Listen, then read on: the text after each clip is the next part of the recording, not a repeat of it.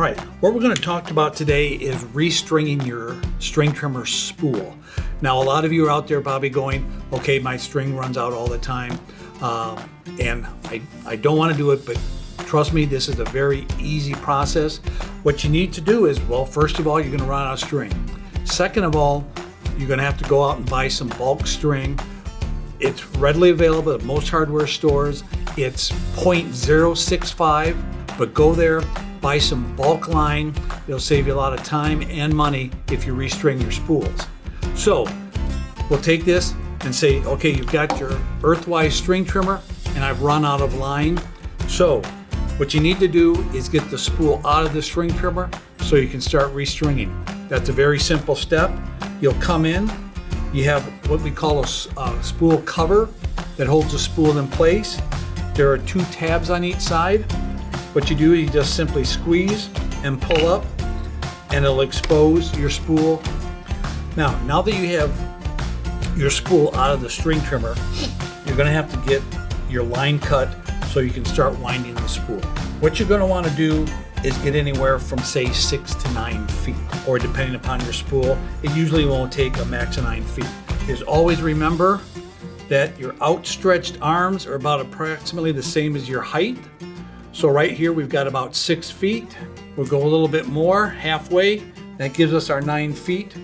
And what we can do now is you cut your line and then you get ready to string your spool. So once you've got that all lined up, you're going to take a look at your spool. First of all, you're going to see an arrow. This arrow will indicate which way the line has to wrap around the spool. Be careful of that when you're doing this. Most of the Earthwise, what you're going to find is a little hole in the center, or in some cases, it's a raised cylindrical area that you stick the string in. So what you need to do, get one end of the string, insert it into that hole, hold it with your one finger, and then following the direction of the arrow, just start restringing the spool. Make sure it's fairly tight on there so there's no gapping, and make sure you don't do what they always talk about is crossing over. If you start crossing over, when you start feeding the line, it's going to get hung up on the spool and it won't feed properly, then you'll have to pop the spool out and get that taken care of. So just keep going around and around and around until you've got the spool completely covered in string again.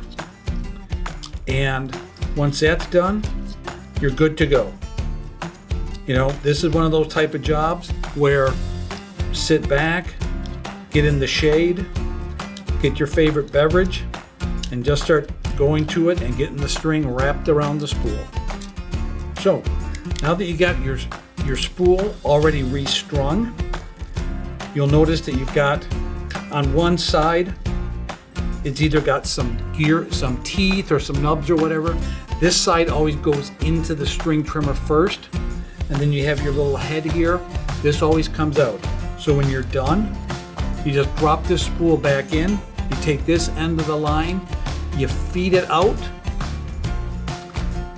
the little feeder hole here, you drop it back in, secure it with your cap, and you're good to go.